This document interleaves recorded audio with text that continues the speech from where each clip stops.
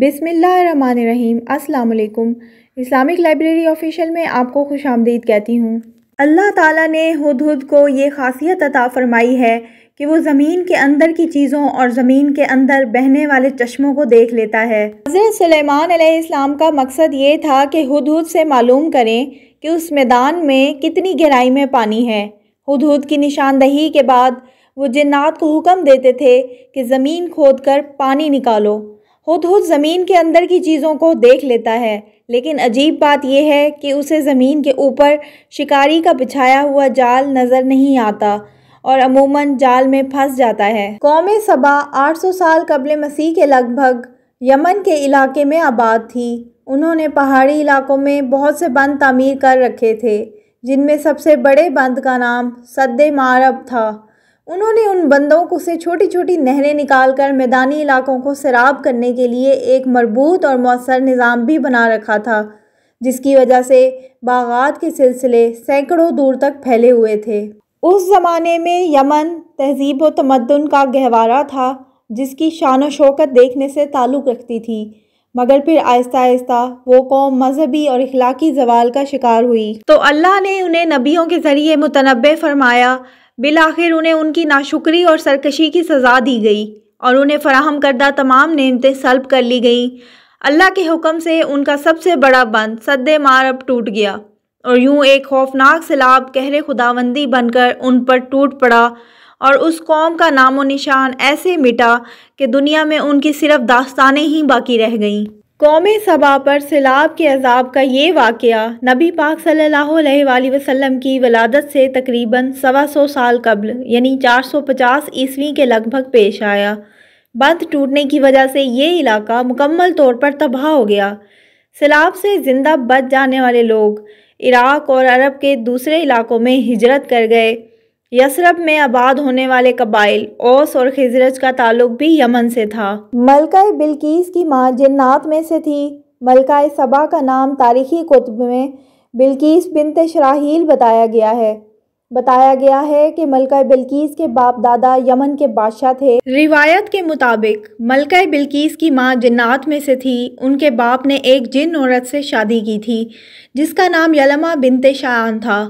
اس کے بطن سے بلقیس پیدا ہوئیں۔ اللہ تعالیٰ نے ملکہ بلقیس کو وسیع مملکت، شان و شوکت، مال و دولت، ہیرے جواہرات کے علاوہ خوب حسن و جمال بھی عطا فرمایا تھا۔ ان کی قوم سورج کی پرستش کرتی تھی۔ بعض کہتے ہیں مجوسی تھے جو آگ سمیت ہر روشنی کی پرستش کرتے تھے۔ سورہ نمل میں اللہ تعالیٰ نے حضرت سلیمان علیہ السلام اور ہدہد کا واقعہ بیان کیا ہے۔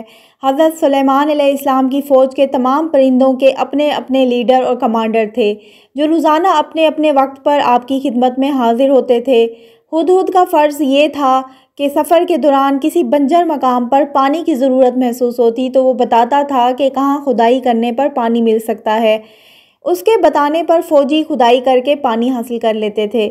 ایک دن حضرت سلیمان علیہ السلام نے ہدہد کو حاضر ہونے کا حکم دیا تو معلوم ہوا کہ وہ اپنے مقام پر موجود نہیں ہے۔ حضرت سلیمان علیہ السلام نے ہدہد کی بلا اطلاع غیر حاضری پر ناراضگی کا اظہار فرماتے ہوئے اسے سخت سزا دینے یا ذبح کرنے کا فیصلہ سنا دیا اور کہا کہ اگر وہ اپنی غیر حاضری کا معقول عذر پیش کرے تو اس کی سزا ختم بھی کی جا سکتی ہے۔ تاہم ہدہد جلد ہی حضرت سلیمان علیہ السلام کے دربار میں حاضر ہو گیا اور عرض کی، میں ایک ایسی چیز کی خبر لایا ہوں جس کا آپ کو علم نہیں۔ میں سبا کی ایک سچی خبر آپ کے پاس لایا ہوں۔ میں نے دیکھا ہے کہ ان پر بادشاہت ایک عورت کر رہی ہے جسے ہر چیز سے کچھ نہ کچھ دیا گیا ہے اور اس کا ایک عظمت والا تخت بھی ہے۔ ہدہد نے حضرت سلیمان علیہ السلام کو ملکہ سبا کی سلطنت کے بارے میں بتایا۔ یہ سلطنت یمن میں تھی۔ حضرت سلیمان علیہ السلام کے زمانے میں اس کی حکمران شاہی خاندان کی ایک عورت تھی، کیونکہ سابق بادشاہ کا کوئی بیٹا نہیں تھا جو بادشاہ بن سکتا۔ اسے ہر وہ چیز ملی ہوئی تھی جو بادشاہوں کے پاس ہوا کرتی ہے۔ پھر ہدہد نے بتایا کہ وہ اللہ کے ساتھ کفر کرنے والے لوگ ہیں، اللہ کو چھوڑ کر سورج کو پوجتے ہیں۔ شیطان نے انہیں اللہ سے دور کر دیا ہے۔ حضرت سلیمان علیہ السلام نے خط بھیجا جس میں اللہ تعالیٰ اور اس کے رسول کی اطاعت کی دعوت دی گئی تھی اور آپ کی اطاعت قبول کرنے کا حکم تھا۔ جب ہدہد نے حضرت سلیمان علیہ السلام کا خط بلقیس کو پہنچایا، اس نے پڑھا اور وزیروں اور مشیروں کو طلب کر لیا تاکہ اس خط کے بارے میں مشورہ کرے۔ اس نے انہیں صورتحال کی خبر دیتے ہوئے کہا، میری طرف ایک گرامی نامہ ڈالا گیا ہے۔ پھر خط بھیجنے والے کا پتہ بتایا، وہ سلیمان کی طرف سے ہے، اور پھر خط کا مضمون پڑھ کر سنایا۔ پھر ان سے مشورہ طلب کرتے ہوئے بولی، اے میرے سردارو، تم میرے اس معاملے میں مشورہ دو۔ انہوں نے کہا کہ اگر آپ کو جنگ کرنے کے لیے فوج کی ضرورت ہے تو ہم یہ فریضہ انجام دینے کے لیے پوری طرح تیار ہیں، تاہم آخری فیصلہ آپ ہی کا ہوگا۔ آپ خود ہی سوچ لیجئے کہ ہمیں آپ کیا حکم فرمائیں گی۔ اس کا خیال تھا کہ وہ حضرت سلیمان علیہ السلام کو رشوت دے کر انہیں خوش کر دے گی اور اس طرح اپنی سلطنت بچا لے گی۔ اسے معلوم نہ تھا کہ حضرت سلیمان علیہ السلام ایک نبی ہیں جو کفر کے ساتھ مصالحت اختیار نہیں کر سکتے۔ بس جب قاصد سلیمان علیہ السلام کے پاس پہنچا تو آپ نے فرمایا، کیا تم مال سے مجھے مدد دینا چاہتے ہو؟ مجھے تو میرے رب نے اس سے بہت بہتر دے رکھا ہے جو اس نے تمہیں دیا ہے، بس تم ہی اپنے تحفے کے ساتھ خوش رہو۔ جب قاصد اس قدر سخت جواب لے کر واپس پہنچا تو انہیں اطاعت قبول کرنے کے سوا کوئی چارہ نظر نہ آیا، چنانچہ وہ ملکہ سمیت حضرت سلیمان علیہ السلام کی خدمت میں حاضر ہو کر اظہار اطاعت کرنے کے لیے روانہ ہو گئے۔ جب حضرت سلیمان علیہ السلام کو اطلاع ملی تو آپ اپنے فرمانبردار جنوں سے مخاطب ہوئے۔ حضرت سلیمان علیہ السلام نے اپنے درباری جنوں کو حکم دیا کہ بلقیس کے پہنچنے سے پہلے اس کا وہ تخت حاضر کر دیں جس پر بیٹھ کر وہ دربار لگاتی ہے۔ تو ایک قوی ہیکل جن کہنے لگا، آپ کے اپنی مجلس سے اٹھنے سے پہلے ہی میں اسے آپ کے پاس لا دیتا ہوں۔ جب سلیمان علیہ السلام نے اپنے درباری جنوں کو حکم دیا کہ بلقیس کے پہنچنے سے پہلے اس کا وہ تخت حاضر کر دیں جس پر بیٹھ کر وہ دربار لگاتی ہے، تو ایک قوی ہیکل جن کہنے لگا، آپ کے اپنی مجلس سے اٹھنے سے پہلے ہی میں اسے آپ کے پاس لا دیتا ہوں۔ آپ اہم معاملات پر غور کرنے کے لیے اور مقدمات کے فیصلے کرنے کے لیے صبح سے دوپہر تک دربار منعقد کرتے تھے، اور واقعی بلقیس کا تخت تھوڑی دیر میں یمن سے بیت المقدس پہنچ گیا۔ آپ نے اسے اپنے پاس موجود پایا تو فرمانے لگے، یہ میرے رب کا فضل ہے تاکہ وہ مجھے آزمائے کہ میں شکر گزاری کرتا ہوں یا ناشکری۔ شکر گزار اپنے ہی نفع کے لیے شکر گزاری کرتا ہے، اور جو ناشکری کرے تو میرا پروردگار بے پرواہ اور بزرگ ہے۔ حضرت سلیمان علیہ السلام نے حکم دیا کہ تخت کی آرائش میں تبدیلی کر دی جائے تاکہ بلقیس کی عقل اور فہم کا اندازہ لگا سکیں۔ حکم دیا کہ اس کے تخت میں کچھ تبدیلی کر دو تاکہ ہمیں معلوم ہو جائے کہ یہ راہ پا لیتی ہے یا ان میں سے ہوتی ہے جو راہ نہیں پاتے۔ جب وہ آ گئی تو اس سے کہا گیا، کیا تیرا تخت بھی ایسا ہی ہے؟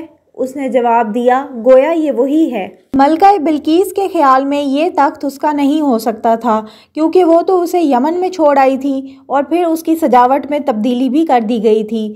وہ نہیں سمجھتی تھی کہ کوئی اور بھی ایسی عجیب و غریب کاریگری اور ہنرمندی کا مظاہرہ کر سکتا ہے۔ اللہ تعالیٰ نے سلیمان اور ان کی قوم کی بات نقل فرمائی، ہمیں اس سے پہلے علم دیا گیا تھا اور ہم مسلمان تھے۔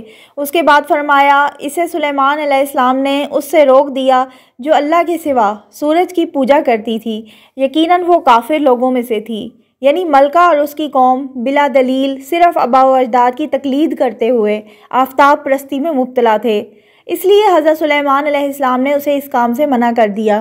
حضرت سلیمان علیہ السلام نے شفاف شیشے کا ایک محل تعمیر کروایا تھا، اس کے نیچے پانی بہتا تھا اور پانی پر شیشے کی چھت تھی۔ اس پانی میں مچھلیاں اور دوسرے آبی جانور رکھے گئے تھے۔ جب ملکہ بلقیس وہاں پہنچی تو اس سے کہا گیا، محل میں تشریف لے چلیے جہاں حضرت سلیمان علیہ السلام تخت پر رونق افروز تھے۔ اسے دیکھ کر وہ سمجھی کہ یہ حوض ہے۔ اس نے اپنی پنڈلیاں کھول دیں، فرمایا، یہ تو شیشے سے منڈی ہوئی عمارت ہے۔ کہنے لگی، میرے پروردگار، میں نے اپنی جان پر ظلم کیا، اب میں سلیمان کے ساتھ اللہ رب العالمین کی فرمانبردار بنتی ہوں۔ یہ تھی میری آج کی ویڈیو۔ اگر آپ کو میری ویڈیو اچھی لگتی ہے تو میرے چینل کو سبسکرائب کریں، میری ویڈیوز کو لائک کریں اور شیئر کریں۔ اللہ حافظ۔